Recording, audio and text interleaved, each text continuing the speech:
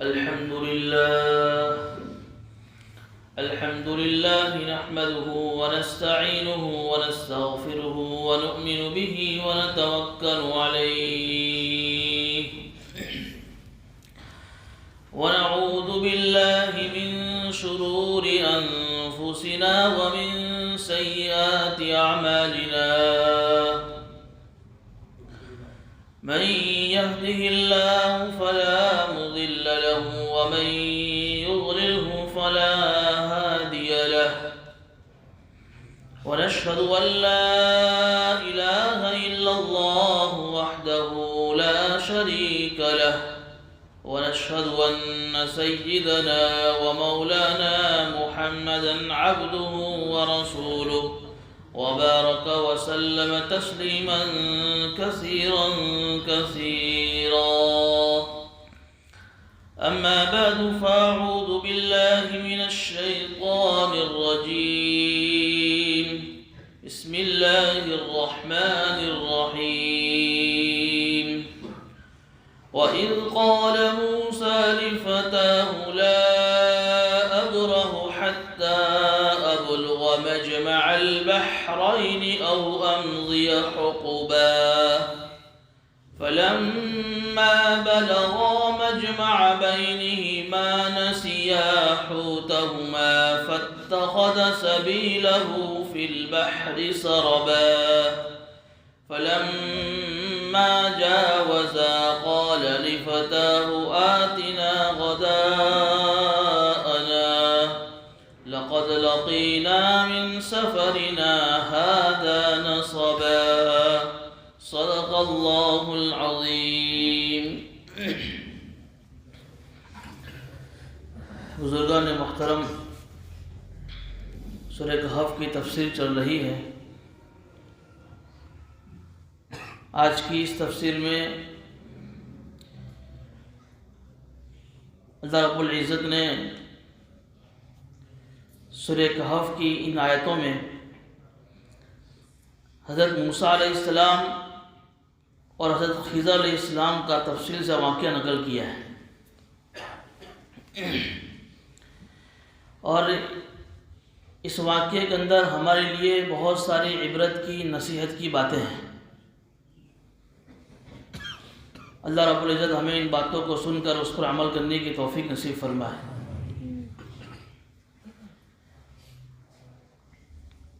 دیکھیے، بخاری شریف اور مسلم شریف کی روایت میں حضرت ابی بن کعب رضی اللہ تعالیٰ عنہ سے ایک روایت منقول ہے کہ ایک مرتبہ حضرت موسیٰ علیہ السلام بنو اسرائیل جس قوم کی طرف وہ نبی بنا کر بھیجے گئے تھے، تو ان کے پاس بنو اسرائیل کے جو لوگ بیٹھے ہوئے تھے ان کے سامنے بیان کر رہے تھے، وعظ و نصیحت کی باتیں کر رہے تھے۔ باتوں باتوں میں ایک آدمی نے ان سے سوال کیا کہ اس وقت اس دھرتی پر، اس زمین پر آپ سے زیادہ کوئی علم والا ہے؟ تو اس پر جب موسیٰ علیہ السلام نے جواب دیا کہ نہیں، اس وقت اس دھرتی پر سب سے زیادہ علم والا اور سب سے بڑا عالم میں ہوں۔ اور ظاہری اعتبار سے ان کا یہ جواب بالکل صحیح تھا، اس لیے کہ حضرت موسیٰ علیہ السلام یہ وقت کے نبی ہیں، کلیم اللہ ہے، اور وقت کا جو نبی ہوتا ہے اس کے پاس سب سے زیادہ علم ہوتا ہے اللہ کا۔ تو ظاہری اعتبار سے ان کا یہ جواب بالکل ٹھیک تھا کہ میں سب سے بڑا عالم ہوں،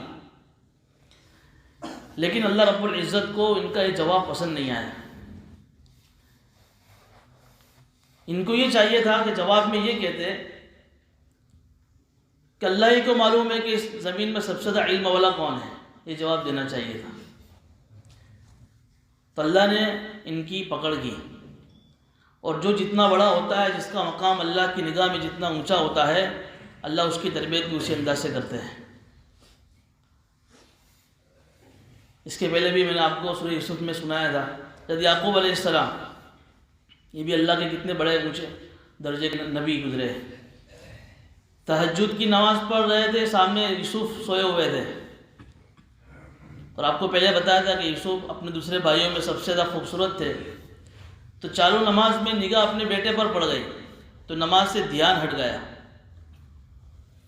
تو اللہ کو یہ گوارا نہیں ہوا کہ میرا ایک نبی نماز کے اندر مجھ سے مناجات کر رہا اور اس کا دھیان مجھے میرے علاوہ کسی دنیا کی چیز کی طرف چلا جا رہا. اللہ نے یوسف کو 40 سال کے لیے دور کر دیا اور کتنے سارے امتحانات سے گزارے جو آپ سب نے سنا. یہ بھی موسیٰ علیہ السلام بھی اللہ کے بہت بڑے نبی ہیں، بلکہ ناز والے نبی ہیں. ناز ایک ہوتے ہیں نیاز والے اور ایک ہوتے ہیں ناز والے.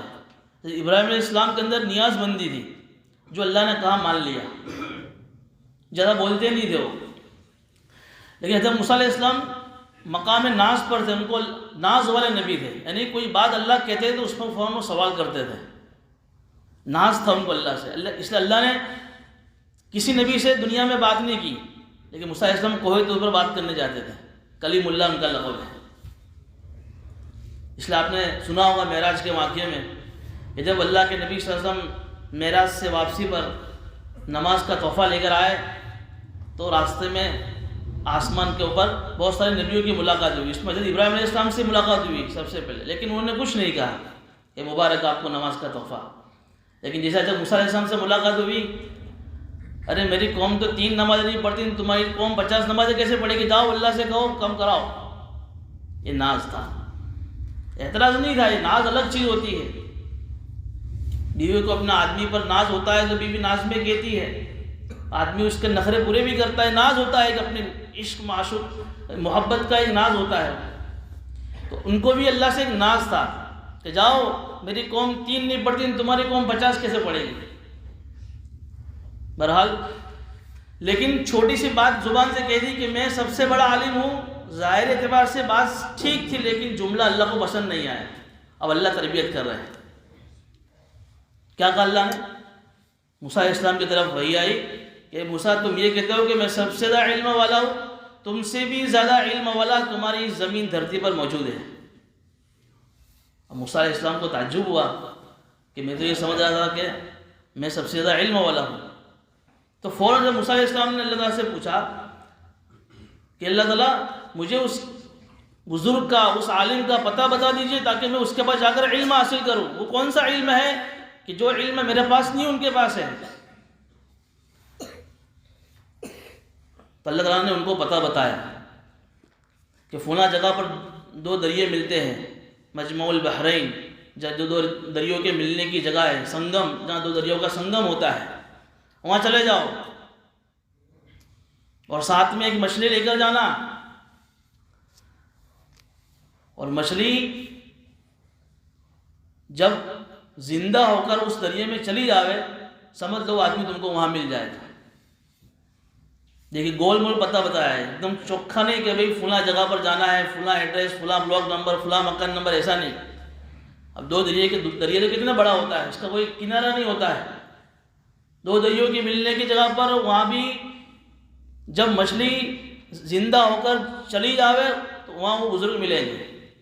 لیکن موسیٰ علیہ السلام کے دل میں ایک شوق پیدا ہو گیا کہ نہیں، جب اللہ تعالیٰ کہہ رہے ہیں کہ کوئی ایسا علم والا ہے جو مجھ سے زیادہ علم والا ہے تو مجھے اب جانا چاہیے. تو انہوں نے سفر کے لیے اپنے خادم کو ساتھ میں لیا اور خادم سے کیا کہا؟ وَإِذْ قَالَ مُوسَىٰ لِفَتَاهُ، اپنے خادم سے کہا کہ میں برابر سفر چالو رکھوں گا یہاں تک کہ میں اس 2 دریاؤں کے ملنے کی جگہ پر پہنچ جاؤں، یا اگر بہت زیادہ مدت گزر جاوے اس دریاؤں کو جانے، اس دریا کو پانے کے لیے بہت ساری مدت بھی گزر جاوے، کتنے سال نکل جاوے، لیکن میں چلتا رہوں گا. دیکھیے یہ علم کا شوق، حالانکہ نبی ہے، کتنی ساری ذمہ داریاں ان کے سر پر ہوگی، لیکن اللہ نے کہا کہ تم سے زیادہ علم والا فلاں بستی میں ہے، تو اس علم حاصل کرنے کے لیے شوق پیدا ہوا کہ چاہے مجھے کتنے سالوں کا سفر کرنا پڑے میں جاؤں گا. اس سے معلوم ہوا کہ بھائی علم حاصل کرنے کی کوئی مدت نہیں ہے، کوئی ٹائم نہیں ہے کہ بچپنے میں آدمی علم حاصل کر سکتا ہے. آدمی بڑا ہو گیا، بچپنے میں قرآن نہیں سیکھا، اب 40 سال کی عمر ہو گئی، 45 سال کی عمر ہو گئی، تو یہ نہیں کہ بھئی اب تو میں تو بڑا ہوں، میری امیج کا مسئلہ ہے اور میری تو ناک کا مسئلہ ہے، چھوٹے آدمی کے پاس میں کیسے جاؤں؟ نہیں، علم حاصل کرنے کے لیے جانا پڑے تو اپنے چھوٹے کے پاس بھی جاؤ، سیکھنا چاہیے علم. بڑی عمر کے اندر بھی قرآن نہیں آ رہا ہے تو قرآن کو سیکھنا چاہیے. یہ نہیں کہ عمر بڑی ہو گئی ہے اب اللہ معاف کر دے گا، یہ کوئی بہانہ اللہ کے لیے چلے گا. بڑی کتنی بھی بڑی عمر ہو گئی ہے، قرآن پڑھتے نہیں آتا ہے تو قرآن کو سیکھو، اردو پڑھتے نہیں آتا ہے تو اردو کو سیکھو. اور جس کے پاس جاوے چاہے وہ 15 سال کا حافظ قرآن ہو، اس کا بھی احترام پھر دل میں ہونا چاہیے. اسے احترام کے ساتھ اس کے پاس علم حاصل کرنے جاؤ اور اس کا احترام دل میں ہو. ایک مرتبہ امام شافعی رحمۃ اللہ نے ایک بنگی سے سوال کیا، بنگی ہریجن جس کو ہم کہتے ہیں، کہ کتا کب بالغ ہوتا ہے؟ تو اس نے کہا کہ جب کتا ٹانگ اٹھا کر پیشاب کرے تو سمجھو کہ کتا بالغ ہے. تو امام شافعی رحمۃ اللہ نے پوری زندگی اس کا احترام کیا، یہاں تک کہ اپنے پلیٹ میں اس کو ساتھ میں کھانا کھلایا. ایک مرتبہ اس نے کہا کہ لوگ مجھے اپنے پاس نہیں بٹھاتے، تم نے مجھے اپنے تھالی میں کھانا کھلایا، کہ تو نے مجھے ایک دنیاوی نالج سکھایا ہے، تو میرے دل میں تیرا احترام ضروری ہے. تو بہرحال جب موسیٰ علیہ السلام نے ساتھ میں اپنے خادم کو لیا کہ میں چلتا رہوں گا جب تک کہ وہ دو دریا کی ملنے کی جگہ پر میں نہ پہنچ جاؤں، مجھے اس بزرگ کے پاس جا کر علم حاصل کرنا ہے. دوسری بات اس واقعے سے بھی پتہ چلی کہ موسیٰ علیہ السلام نے اپنے سفر میں اپنے خادم کو اپنے ساتھ میں لیا. معلوم ہوا کہ سفر لمبا ہو تو اکیلے آدمی کو نہیں کرنا چاہیے. سفر جو ہے نا جہنم کے ٹکڑوں میں سے ایک ٹکڑا ہے. آدمی اپنی ذات پر بھروسہ نہ کرے، پتہ نہیں سفر میں کیا چیزیں پیش آ گئی، آدمی اکیلا ہے لیکن ساتھ میں کوئی سفر میں کوئی دوسرا ساتھی ہوگا تو کوئی تکلیف آ گئی تو سہولت ہوگی آدمی کے لیے. اس لیے سنت بھی ہے یہ کہ سفر جب بھی کرے، چھوٹا کرے بڑا کرے، لمبا کرے نزدیک کا کرے، لیکن اپنے ساتھ کسی کو ساتھ میں لے کر جاوے، سنت بھی ہے. تیسری بات یہ بھی معلوم ہوئی کہ اپنے خادم کو یہ بھی بتا دیا کہ ہمیں کہاں جانا ہے. یہ بھی قدم معلوم ہوا سفر کا کہ بھئی خادم کو بھی، ڈرائیور کو بھی بتا دے کہ بھئی کہاں جانا ہے. اب ڈرائیور پوچھے کہ بھئی تیرے کو کیا مطلب، تو گاڑی نکال لے؟ ارے نہیں، یہ نہیں، بلکہ اس کو تیاری کرنے کی خبر پڑے کہ اگر دور کا سفر ہے تو میں اس طریقے سے گاڑی چلاؤں، گاڑی کی تیاری کروں میں. یہ ادب بتایا ہے. یہ ساری چیزیں سیکھنے کی ہے قرآن کی اس تفسیر سے. اس واقعے میں بہت ساری باتیں ہمارے لیے عبرت کی آئے گی. کتنے بڑے نبی ہے لیکن خادم کو کہہ رہے ہیں دیکھو جہاں جانا ہے وہاں دو دریا کے ملنے کی جگہ پر ہمیں جانا ہے، بہت لمبا سفر ہے، تاکہ خادم بھی اپنی تیاری، ڈرائیور بھی اچھی طریقے سے کر لے. بہرحال فلما بلغا مجمع بینہما، اب چلتے چلتے چلتے چلتے وہ دو دریاؤں کے سنگم کے پاس دونوں پہنچے جہاں اللہ نے جس کا پتہ بتایا. اب ساتھ میں انہوں نے ایک مچھلی لی تھی. یہ مچھلی بعض تفسیر کی روایت کے اعتبار سے پتہ چلتا ہے کہ وہ مچھلی بھنی ہوئی تھی، اور انہوں نے اس مچھلی کو توشے کی بھی لیا تھا اور علامت کے طور پہ لیا تھا کہ بھئی توشہ بھی بن جاوے اور ہماری وہ علامت بھی کہ جہاں یہ مچھلی سرنگ کر کے دریا میں جائے گی تو یہ ہمارا ایڈریس وہاں ہمارا پکا ہو جائے گا. اب ہوا ہے کہ وہ دو سفر کے اس جگہ پہنچنے سے پہلے دونوں نے اس مچھلی کو کچھ کھایا بھی تھا. اس سنگم پر پہنچنے سے پہلے راستے میں مچھلی کا ایک بھاگ تھا نا، جسے مچھلی ہے، مچھلی کا ایک بھاگ انہوں نے کھا لیا، ایک کروٹ تو کھا لی، اس کے بعد دوسری کروٹ انہوں نے چھوڑ دی تھی. اب دونوں پہنچے اس سنگم کے پاس. اب موسیٰ علیہ السلام اس جگہ پر ایک پتھر تھا وہاں ٹیک دے کر سو گئے، تھکن لگی تھی. لیکن ان کے ساتھ جو خادم تھے یوشع بن نون، اس خادم کا نام ہے یوشع بن نون. یہ ایک روایت کے مطابق حضرت یوسف علیہ السلام کے پڑ ہوتے ہیں اور ایک روایت کے مطابق ان کے شاید بھانجے ہیں. بہرحال کوئی بھی ہو، خادم کا نام تھا یوشع بن نون جو بعد میں نبی بنے. وہ جگ رہے تھے، ان کو نیند نہیں آئی جب موسیٰ علیہ السلام سو گئے. اب جیسے موسیٰ علیہ السلام سوئے جگ رہے تھے، دیکھا کہ اس جو زمین جو تھیلی تھی، جو سفر کا جو سامان تھا، اس میں سے وہ مچھلی زندہ ہو کر نکلی اور نکل کر دریا میں کودی. اور جس جگہ کودی ہے اس جگہ سے اللہ رب العزت نے دوسرا معجزہ یہ ظاہر کیا کہ جس جگہ سے گزرتی تھی اس جگہ پر اللہ نے پانی کو روک دیا. گویا کہ ایک طرح کی سرنگ بن گئی، پانی کو اللہ نے روک دیا. حالانکہ سرنگ تو کہاں ہوتی ہے؟ پہاڑوں میں ہوتی ہے. اللہ نے اس مچھلی کو جہاں سے مچھلی گزری وہاں سے پانی کو روک دیا، گزرتی تھی وہاں پانی رک جاتا تھا، ایک طرح کی لمبی سرنگ ہو گئی. دو باتیں پیش آئی، مردہ مچھلی زندہ ہو گئی اور پانی کے اندر سرنگ ہو گئی. اب یوشع بن نون پورا واقعہ دیکھا، لیکن موسیٰ علیہ السلام تو آرام میں تھے. نسیا حوتہما فاتخذ سبیلہ فی البحر سربا، اس مچھلی نے سمندر کے اندر ایک سرنگ کر کے اپنا راستہ بنا لیا. اب جب موسیٰ علیہ السلام بیدار ہوئے تو حضرت یوشع بن نون ان کو بتانا بھول گئے کہ بھئی اس طرح کا عجیب واقعہ پیش آیا ہے. بہرحال جب موسیٰ علیہ السلام بیدار ہوئے کہ بھئی چلو ہمیں آگے چلنا ہے.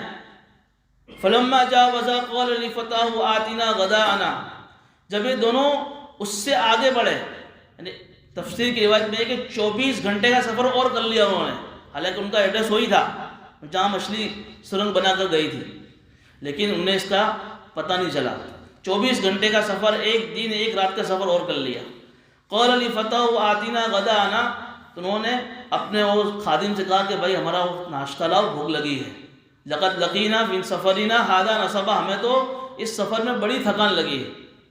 اللہ کے رسول فرما رہے ہیں کہ دیکھیے جب موسیٰ علیہ السلام جب اس دو دریا کے ملنے کی جگہ پر پہنچے، وہاں تک ان کو تھکن نہیں لگی تھی، چونکہ منزل ان کی وہی تھی، لیکن جب منزل سے جب آگے بڑھے ہیں تو اب تھکن محسوس ہو رہی ہے۔ ایسا ہوتا ہے کہ آدمی ایک کام کو لے کر نکلا ہے ایک منزل، جب اس منزل تک پہنچتا ہے تو آدمی اس کام پورا ہوتا ہے تو آدمی کو تھکن نہیں لگتی ہے، لیکن وہ کام پورا نہیں ہوتا ہے، منزل سے آدمی آگے نکل جاتا ہے، پھر آدمی کو ایک گرانی تھکن محسوس ہوتی ہے۔ تو موسیٰ علیہ السلام کو اس وقت تک تھکن محسوس نہیں ہوگی، وہاں سے 24 گھنٹے کا جو سفر کیا وہاں سے آگے کا اب تھکن لگی، اور ناشتہ مانگا توشا کبھی مچھلی لاؤ، بھوک لگی ہے۔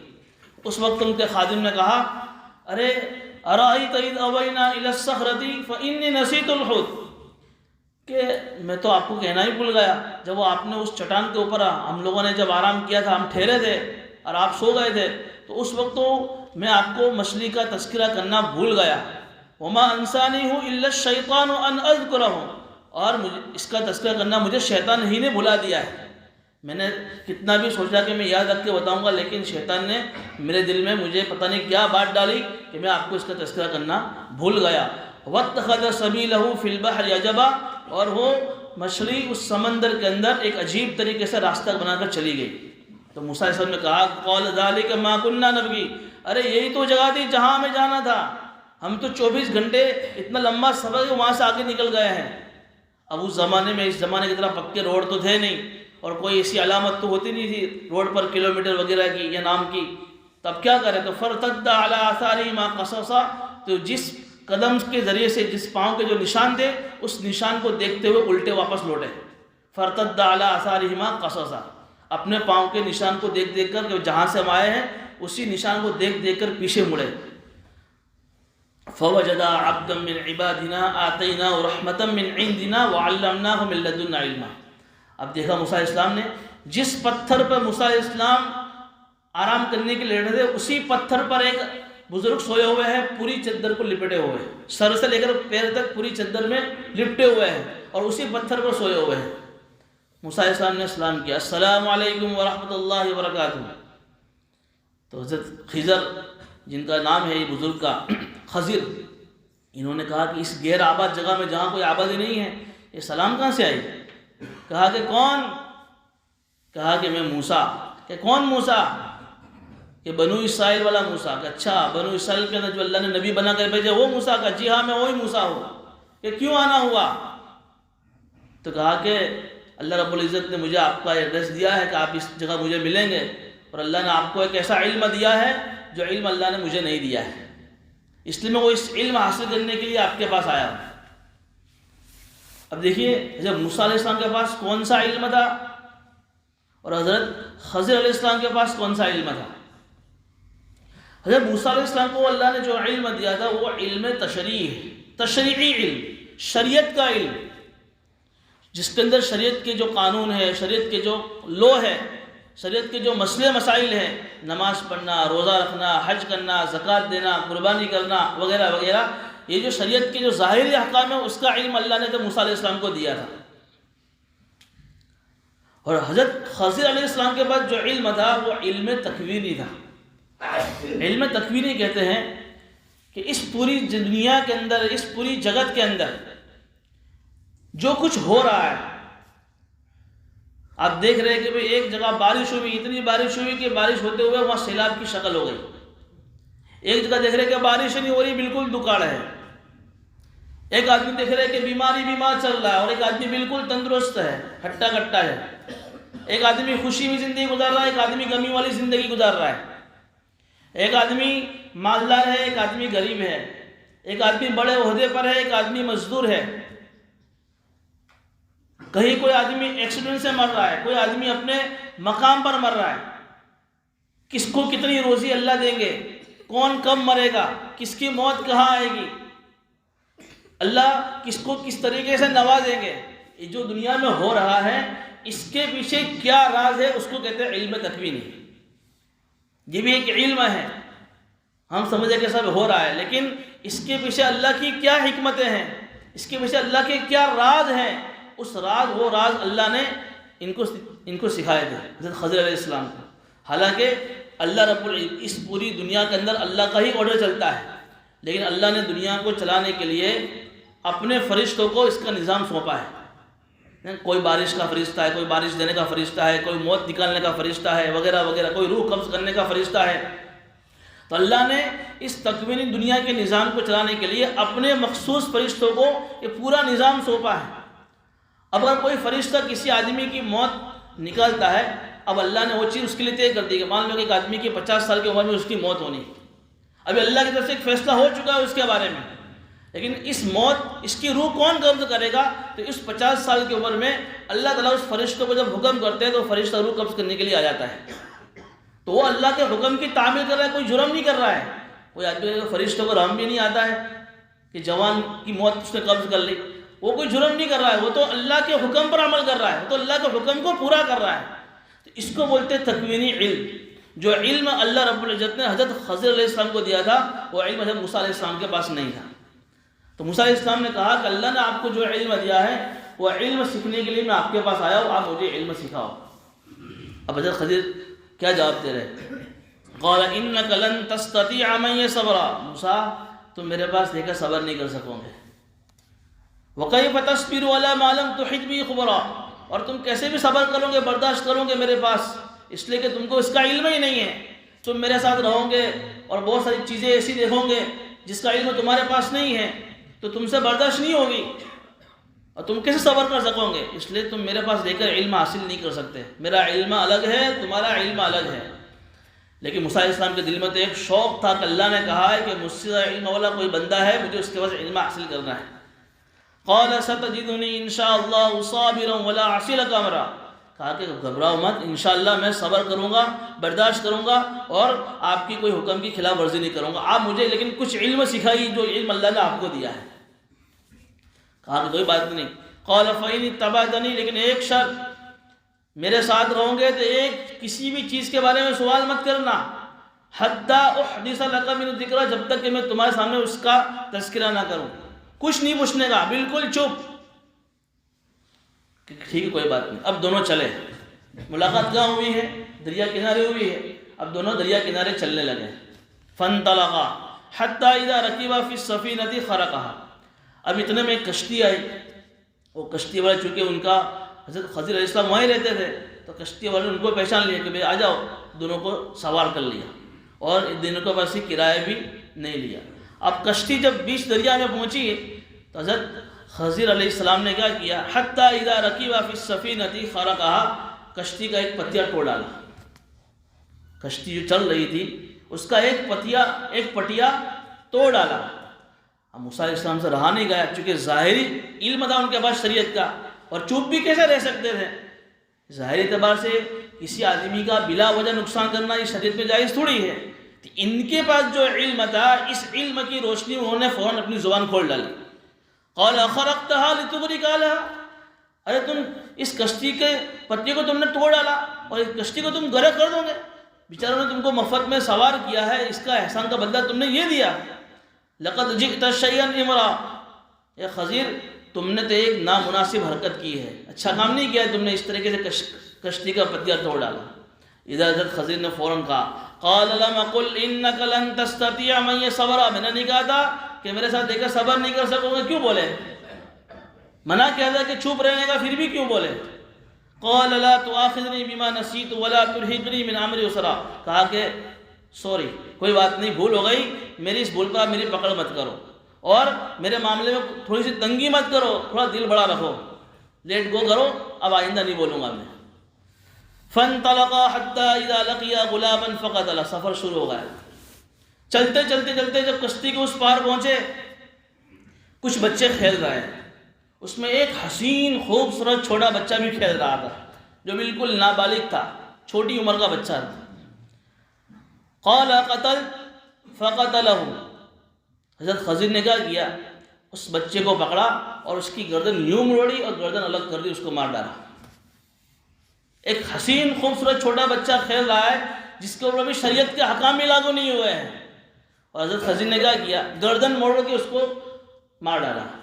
موسیٰ علیہ السلام تو یہ تو اس سے بھی خطرناک بات ہو گئی، حالانکہ شرط کیا تھی؟ کچھ بولنے کا نہیں، چپ۔ قال قتلت نفسا زکیۃ بغیر نفس، ارے تم کو خبر نہیں ہے کہ تم نے ایک ایسے بے جان آدمی کو قتل کر دیا جس نے کسی کی کوئی جان نہیں لی؟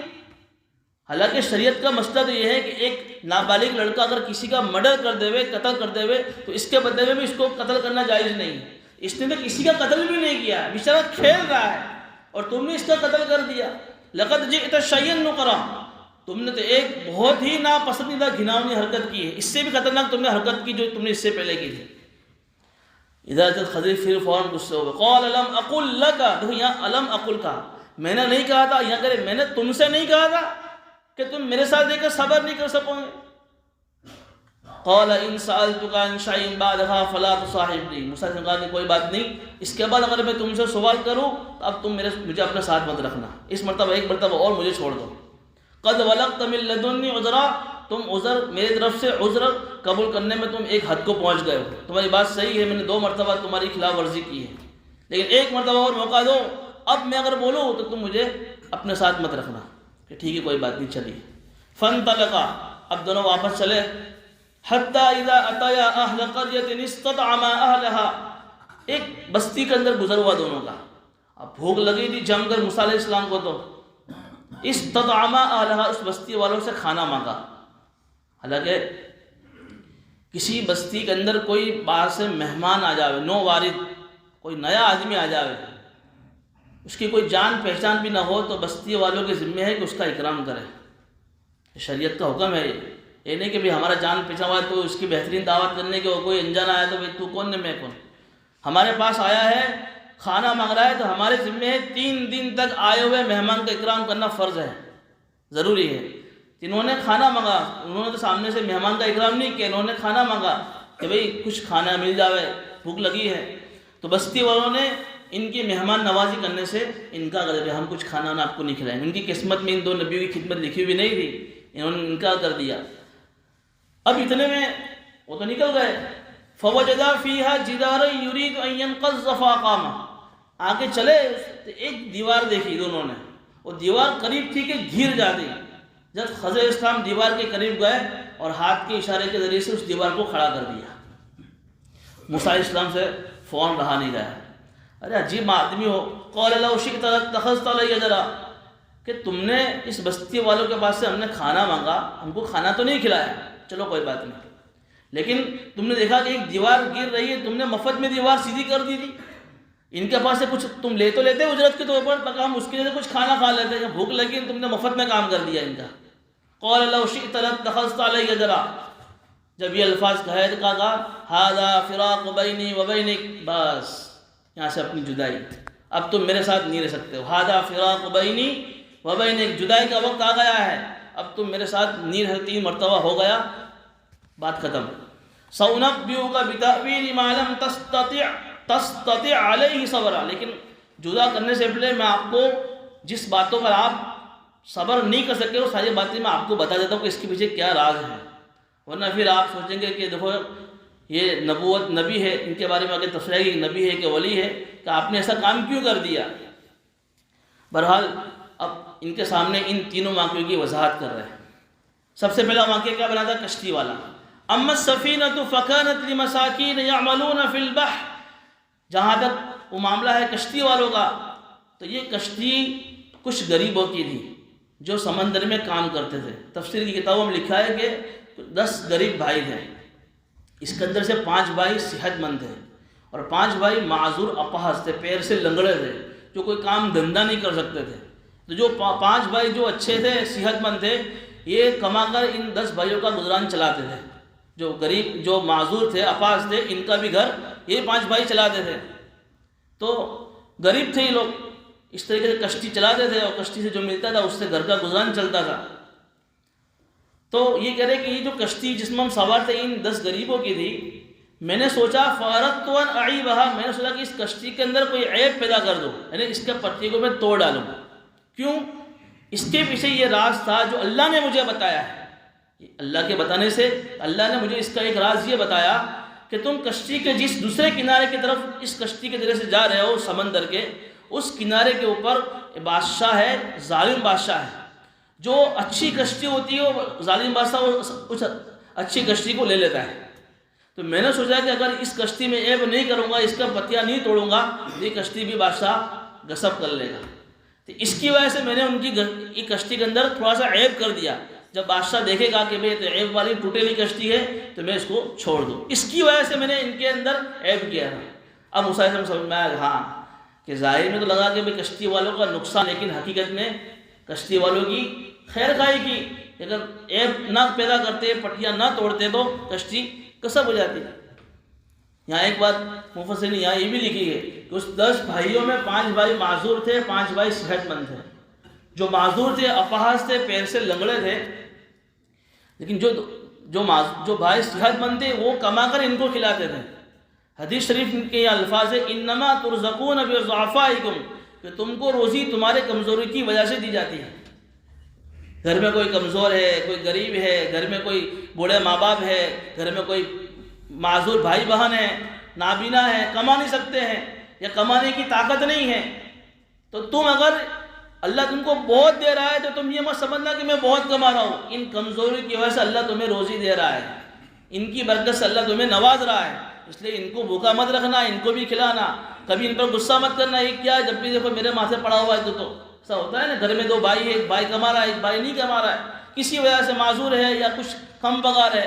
اب جو بھائی اچھا پگار ہے وہ اس کے اوپر ٹانی کر رہا ہے، اس کو جو تو بول رہا ہے، ایسا نہیں۔ انما ترزقون بضعفائکم، کہ تمہیں تمہارے کمزوری کی وجہ سے روزی رزق دیا جاتا ہے۔ تو بہرحال یہ پہلا واقعہ جس کی تفصیل ہوئی کہ موسیٰ علیہ السلام سمجھتے کہ اس وجہ سے آپ نے اس کشتی کے اندر عیب پیدا کیا ہے۔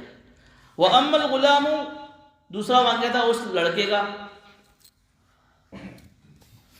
وَأَمَّا الْغُلَامُ فَكَانَ أَبَوَاهُ مُؤْمِنَيْنِ فَخَشِينَا أَن يُرْهِقَهُمَا طُغْيَانًا وَكُفْرًا۔ دوسرا واقعہ جو اس لڑکے کا تھا، تو میں نے اس لڑکے کو قتل اس کے لیے کیا کہ یہ لڑکے کے جو 2 ماں باپ تھے وہ ایمان والے تھے، اور اس لڑکے کے بارے میں اللہ نے مجھے یہ بتایا کہ یہ لڑکا جب بڑا ہوگا، ابھی تو چھوٹا ہے، نابالغ ہے، لیکن جب بڑا ہوگا تو بڑے ہو کر یہ لڑکا خود بھی نافرمانی پر اترے گا اللہ کی، اور اپنے ماں باپ کو بھی کفر کرنے پر مجبور کرے گا، کافر ہونے پر مجبور کرے گا۔ حالانکہ ماں باپ دونوں ایمان والے ہیں، لیکن بچے کی محبت میں دونوں اس کے ماں باپ بھی اس بچے کی بات کو مان کر کافر بن جائیں گے۔ تو فَأَرَدْنَا أَن يُبْدِلَهُمَا، تو اس کی وجہ سے ہم نے یہ چاہا کہ ان دونوں کو ان کا رب اس بچے سے بھی بہترین ایک بچہ دے، جو بہتر ہونے میں، پاکیزہ ہونے کے اعتبار سے بھی اور محبت کرنے میں اس سے بھی زیادہ اچھا ہوگا۔ ظاہر میں ایسا لگ رہا ہے کہ ہم نے اس بچے کو مار ڈالا، لیکن حقیقت میں اس کا جو مستقبل تھا، اس کا جو بھویشیہ تھا، اس کا جو فیوچر بہت خراب تھا۔ اگر یہ بڑا ہوتا اور بڑا ہو کر اس کے ماں باپ اس کی محبت میں خود تو نافرمان بنتا اور اس کے ماں باپ بھی کافر بن جاتے، اس کا خود بھی کافر، اس کے ماں باپ بھی کافر، وہ بھی جہنم میں جاتے ہیں۔ تو ہم نے اس کے ماں باپ کی بھلائی کے لیے اس کو مار ڈالا۔ اور تفسیر کی طرف لکھا ہے کہ ان کے ماں باپ کو دکھ بھی بہت ہوا کہ ایک چہیتا خوبصورت بچہ تھا، لیکن اللہ نے اس کے بدلے میں ان کو ایک بیٹی دی، اور اس بیٹی سے اللہ نے ایک نبی پیدا کیے، اور اس نبی کے جیسے اللہ نے پوری امت کو ہدایت دی۔ تو ظاہر میں لگ رہا ہے کہ بچہ میرا جوانی میں، بچپنے میں مر گیا، لیکن اس کے پیچھے بہت ساری خیر چھپی ہوئی تھی، اس کی تفصیل کا بھی موقع نہیں ہے۔ وَأَمَّا الْجِدَارُ فَكَانَ لِغُلَامَيْنِ يَتِيمَيْنِ فِي الْمَدِينَةِ، پھر اس کے بعد تیسرا جو واقعہ پیش آیا، کون سا؟ دیوار والا۔ فَكَانَ لِغُلَامَيْنِ يَتِيمَيْنِ، کہ میں نے اس دیوار کو اس کے لیے سیدھا کیا کہ وہ دیوار 2 یتیم لڑکوں کی تھی جو اس شہر کے اندر رہ رہے تھے، اور ان کے ماں باپ کا، ان کے ابا کا بچپنے کے اندر ہی ان کے ماں باپ ان کو یتیم چھوڑ کر مر گئے تھے۔ ان کے ماں باپ نے ان کے ایک دوست کو کہا تھا کہ دیکھو میں تو جا رہا ہوں، دنیا سے آنے کا وقت ہے، میرے 2 بچے چھوٹے چھوٹے یتیم ہو کر مریں گے، میرے پاس کچھ خزانہ ہے، کچھ سونا چاندی ہے، میں اس دیوار کے نیچے، اس زمانے میں کوئی بینک تو تھے نہیں، میں اس زمین کے نیچے اس کو دفن کر دیتا ہوں، اور اس کو وہ میں دیوار کر دیتا ہوں، جب میرے 2 بچے بڑے ہو جاوے تو تم پھر ان کو بتا دینا کہ تمہارے ابا نے تمہارے لیے خزانہ یہاں چھپا کر رکھا ہے۔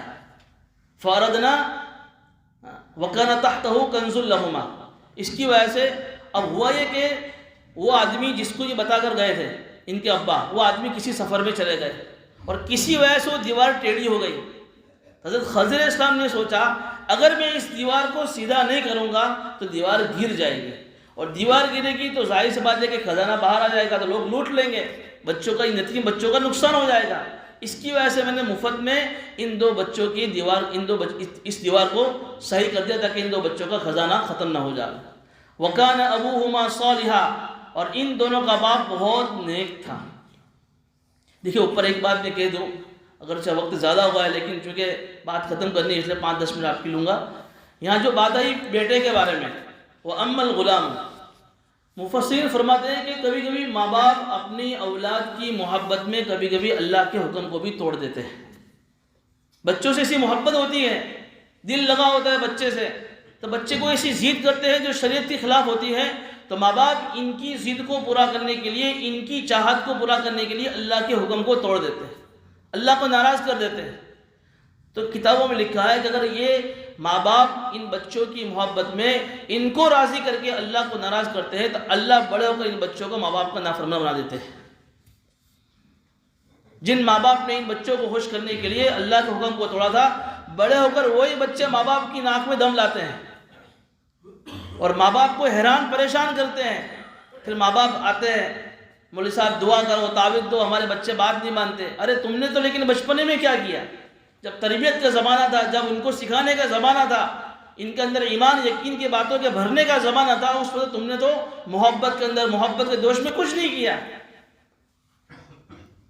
نہیں میرا بچہ ابھی تو چھوٹا ہے نا، ابھی تو کہاں بڑا ہوا ہے. لوگ کہتے ہیں ایسا، جیسے ابھی اتراہن کا موقع ہے، پتنگ لا کر دے دی بچے کو. ارے وہ تو نہ سمجھ ہے، اسے کیا معلوم کہ یہ کس کا تہوار ہے. تم کو تو اللہ نے سمجھ دے رکھی ہے، تم مسلمان ہو، مسلمان کے گھرانے میں پیدا ہوئے ہو، تمہیں اتنی بھی عقل نہیں ہے کہ تم اللہ کو ناراض کر کے اپنے بچے کو خوش کر رہے. پھر کیا ہوگا کہ بڑا ہو کر وہی بچہ تمہارا نافرمان بنے گا، تمہاری باتیں نہیں مانے گا. پھر ہے نا، گھر تمہارا ہوگا لیکن آرڈر تمہارے بچے کا چلے گا. گھر کے اندر پھر ایسی خرافات کرے گا کہ تم ہوتے ہوئے بھی کچھ نہیں کہہ سکو گے. پھر تمہارے بچوں کو شادی بیاہ کے موقع ایسے دھتنگ کرے گا تمہارا بچہ، تم کچھ نہیں کہہ سکو گے اس کو، کیونکہ اب تمہاری نہیں چلتی ہے. کہوں گے چپ ہو جا، ابھی نہیں، ابھی میرے دوست لوگ آئے ہوئے، ابھی یہ ہے. اس لیے اپنے بچوں کی محبت میں ان کو اللہ کے حکم کو مت توڑو. دیکھو یہ اللہ نے دیکھا کہ یہ ماں باپ بڑے ہو کر بچوں کی محبت میں اس بیٹا اپنے ماں باپ کو بھی کافر بنا دے گا. دوسری بات مفسرین نے یہ لکھی ہے، جب اللہ تعالیٰ کو معلوم تھا کہ وہ بچہ بڑا ہو کر کیا بنے گا؟ کافر بنے گا، تو اللہ نے اس کو پیدا کیوں کیا؟ ایک سوال پیدا ہو رہا ہے کہ نہیں ہو رہا ہے؟ جب اللہ کی تقدیر میں تھا کہ بچہ بڑا ہو کر کافر بنے گا اور اپنے ماں باپ کو بھی کفر کرنے پر مجبور کرے گا، تو پھر اللہ اس بچے کو پیدا ہی کیوں کیا؟ اللہ پیدا ہی نہ کرتے، نہ بچہ پیدا ہوتا، نہ اس کے ماں باپ کافر بنتے، نہ اس کو قتل کرنا پڑتا. کہا کہ اس میں اللہ کی بہت ساری حکمتیں ہیں، یہ ہم نہیں جانتے ہیں. اب میں آپ کو ایک مثال دوں. بھئی ہمارے شریر کے اندر بہت جگہ پر بال اگتے ہیں، جب وہ بڑے ہو جائے اس کے کاٹنے کا حکم ہے. تو آپ کو کوئی سوال ہے کہ اللہ نے اس بال کو کیوں بنایا؟ جب کاٹنے ہی تھے تو پھر اللہ نے وہاں بال کیوں اگائے؟ تو ہمیں نہیں معلوم کہ اللہ وہاں بال اگانے سے اللہ کی کیا مرضی تھی. اسی کو کہتے ہیں تقدیر. ہم اچھی اور بری تقدیر پر ایمان لاتے ہیں. آج بہت سارے لوگ اس میں الجھے ہوئے ہیں. ایسا کیوں؟ اللہ نے ایسا کیوں کیا؟ اللہ نے میرے گھر میں کیوں پیدا کیا؟ میں کیوں غریب ہوں؟ میں کیوں کالا ہوں؟ میرے کو اللہ نے روزی کیوں نہیں دی؟ ایسے سوال آدمی بہت سارے لوگ کرتے ہیں. یہ تقدیر ہے. ہمارا ایمان ہے اچھی اور بری تقدیر پر ہم ایمان لاتے ہیں. بری تقدیر ہمارے اعتبار سے، اللہ کے نزدیک تو سب کچھ کیا ہے اس کا راز تو اللہ ہی کو معلوم ہے. اس کے پیچھے جالا نہیں پڑنے کا. ہمارا ایمان ہے اپنی ذات کو سرنڈر کر دو کہ میں راضی ہوں اس کے اوپر. بہرحال اور بہت ساری باتیں انشاءاللہ وہ آئندہ مجلس میں بیان کی جائے گی. اللہ پاک ہمیں ان باتوں کو عمل کی توفیق عطا فرمائے. ویڈیو کے نیچے سبسکرائب کے بٹن پہ کلک کریں، بیل کے آئیکن پہ کلک کیجئے تاکہ ہر نئی ویڈیو کی نوٹیفیکیشن آپ کو مل جائے.